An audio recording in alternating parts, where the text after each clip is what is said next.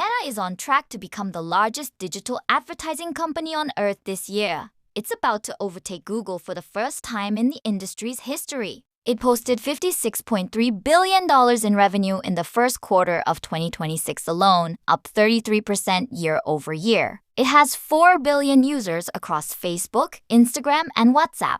That means Meta controls roughly half the planet's remaining attention span, sitting on arguably the most valuable dataset in the history of commerce. Decades of behavioral data showing what people look at, click, want, and buy. And in the past few months, this same company contaminated a city's water supply with industrial bacteria. It secretly paid hundreds of contractors to pose as teenagers and attack its competitors' AI models. It got cut off from Google's AI because it couldn't build a good enough version of its own. And it kept firing thousands of employees while its own chief technology officer admitted morale is the worst it's been in 20 years. What's happening at Meta right now has gone beyond ordinary corporate dysfunction. This is a company actively sabotaging the ecosystem around it while failing to take care of its own operations. A Wyoming city's water supply gets contaminated. In early 2026, Meta's data center in Cheyenne, Wyoming, spelled Cheyenne, was undergoing routine maintenance on its cooling system. Here's how these systems work in simple terms. Data centers generate enormous heat from thousands of servers running constantly. To manage that heat, they pump treated water through the facility to absorb it, then release that heat through cooling towers and recirculate the water. To keep that water clean, it gets treated with industrial chemicals designed to prevent bacterial growth and pipe corrosion. Periodically, the whole system needs flushing. The old water, now carrying those chemicals and whatever bacteria survived them, gets discharged into the municipal sewer system so fresh water can replace it. It's a simple process. It only breaks down when a company decides proper disposal protocol is optional. The contractor handling this for Meta was a company called Goat Systems LLC. What they discharged into the city's sewer system contained a heavy metal-resistant strain of bacteria, one specifically able to survive the very chemicals used to keep cooling systems clean in the first place. In other words, it was built to survive exactly the environment meant to kill it. When this contaminated water reached the city's water reclamation plants, it knocked 2 facilities offline. These aren't drinking water plants. The city uses this reclaimed water to irrigate parks, sports fields, and golf courses. But the contamination created a genuine risk of airborne bacterial exposure for anyone using those spaces, since bacteria can become airborne through sprinklers or water misting systems. The plant stayed offline for months while crews cleaned the system. The city's Board of Public Utilities responded by revoking Meta's discharge privileges. It suspended wastewater connections for every data center in the area, not just Meta's. One city councilor called it a very, very unpleasant surprise. To be fair, this likely wasn't intentional. Nobody at Meta deliberately set out to poison the city's water. It was almost certainly negligence. Nobody properly tested the discharge before releasing it into a public water system. In some ways, that's arguably worse than malice, since malice at least implies someone was paying attention. This was a trillion-dollar company outsourcing hazardous waste management to a contractor and apparently never checking whether that contractor actually knew what it was doing. This isn't happening in isolation either. Across the US, $64 billion worth of data center projects have been blocked or delayed by local opposition. In Oregon, voters recalled 2 port commissioners who'd supported a proposed data center. In Virginia, every council member who voted to approve an Amazon data center was voted out of office. Public backlash against data centers has become physical, local, and increasingly political. This Wyoming case just became the clearest example of why. Meta's secret operation to sabotage competitors' chatbots. While Meta wasn't paying close attention to what was flowing out of its cooling systems, it was paying very close attention to what was flowing through its competitors' AI chatbots. Meta launched an internal covert operation, codenamed after the French film festival city, pronounced Cannes, through a third-party contractor called Covalent. Hundreds of contractors were instructed to create fake accounts, listing their birth dates as under 18 using disposable emails and shared passwords. They then used these fake accounts to bombard competitors' AI chatbots, including OpenAI's ChatGPT, Google's Gemini, and Character AI, with thousands of prompts specifically designed to push those models past their safety guardrails. These prompts targeted some of the most sensitive content categories imaginable. The exact topics safety systems are specifically built to refuse. In a single round of testing, contractors generated more than 45,000 prompts and carefully logged every chatbot response in spreadsheets. None of the companies being tested knew this was happening. The project was reportedly still active as of April 20 this year. To be clear, testing how rival AI products handle sensitive content isn't automatically scandalous on its own. Meta's official position is that this was standard industry practice meant to help ensure safe, age-appropriate experiences. But that explanation falls apart quickly under scrutiny.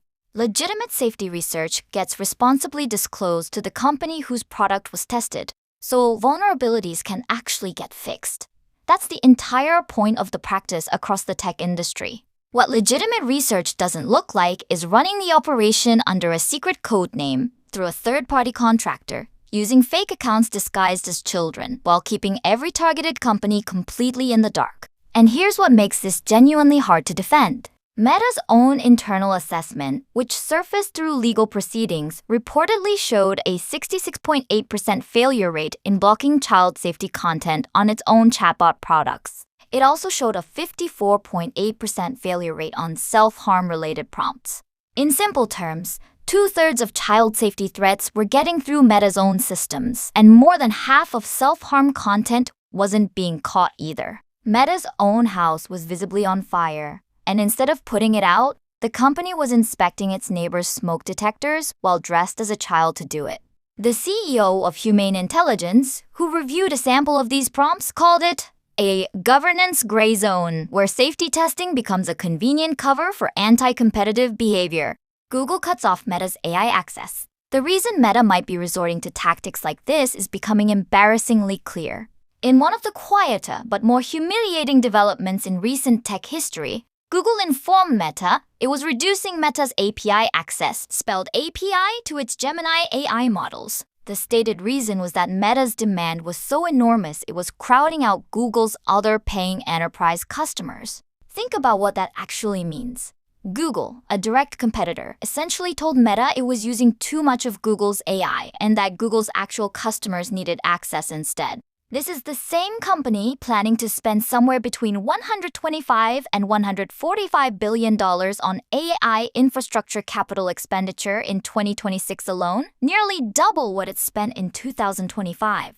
This is the same company that fired 8,000 people in May specifically to fund its AI pivot. The same company that moved 6,500 engineers into a new applied AI unit to build and train its own models. The same company running its own superintelligence lab under a former Scale AI CEO it acquired for $14.3 billion. And despite all of that spending, Meta was relying on Google's AI for core internal functions. Because for the tasks it needed, Google's Gemini simply performed better than Meta's own Llama models. That's an extraordinarily expensive admission of inadequacy. Spending over $130 billion on AI infrastructure, only to have a direct competitor tell you to stop using their product because your usage is inconveniencing their real customers, is a genuinely remarkable position to end up in. Why isn't Meta focused on what it's actually good at? This raises an obvious question. Why isn't Meta pouring that same intensity into the one thing it's genuinely excellent at? Meta is about to become the #1 digital advertising company on Earth. Its automated ad suite, called Advantage Plus, is running at a $60 billion annualized pace. Its targeting system, called Andromeda, uses an advertiser's actual creative content as the primary targeting signal. That's a genuinely different approach from the older demographic-based targeting model that's defined digital advertising for 2 decades. These tools are genuinely innovative, and they're powered by a dataset nobody else on the planet can replicate: behavioral data from 4 billion users. But advertising professionals who actually use Meta's tools daily report that the targeting and optimization system still needs significant work. Campaigns require far more manual oversight than the automated branding suggests. As a technical matter, these are solvable problems. Model accuracy improves with better training data, refined architecture, and sustained engineering focus. Meta has the data, Meta has the engineers, or at least it did. before diverting thousands of them into an AI data labeling unit instead. What Meta doesn't seem to have right now is focus. The willingness to say clearly that advertising is what the company does best. And that's where sustained investment should go. Instead, this advertising engine, potentially the most powerful, precisely targeted system in the history of commerce, is being neglected while over $130 billion chases frontier AI models that Google is simply building better right now. Why this pattern is genuinely worrying AI researchers: contaminated water, fake children used to sabotage competitors, AI infrastructure so insufficient the company had to quietly borrow Google's instead. Individually, each of these stories is troubling. Together, they point to something more structural. An organization operating at a scale affecting billions of people, with oversight that wouldn't pass muster at a small regional business. That pattern is exactly what's keeping AI researchers up at night. Stuart Russell, a distinguished computer science professor at UC Berkeley, has publicly warned that AI cannot afford its own Chernobyl moment. In his words, if there's ever a Chernobyl-scale AI disaster, the response won't just be regulatory, it'll be societal. People will simply demand it be shut down entirely, and the trillions of dollars currently being invested would effectively be wasted. Michael Wooldridge, a computer science professor at Oxford, drew a similar comparison to the Hindenburg disaster, which permanently destroyed global interest in airships as a technology overnight. He argues a similar moment is a genuine risk for AI.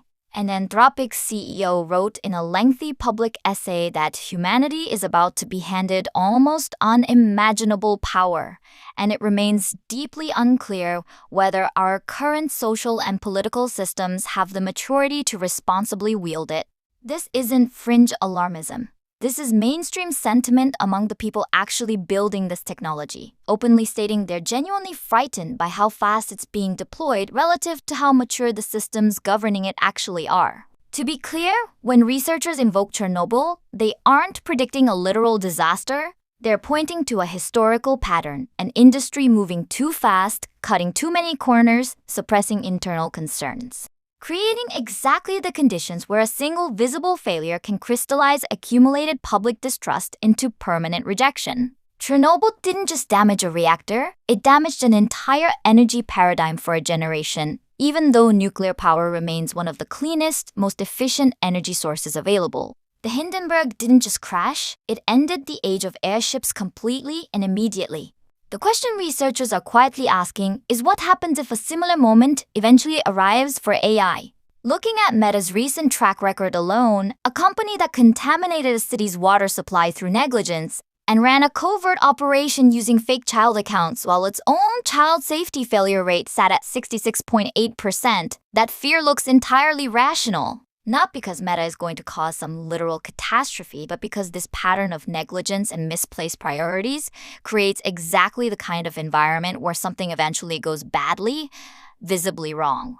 And when that happens, public backlash won't carefully distinguish between one company's failures and the technology's actual potential. It will take the whole field down with it.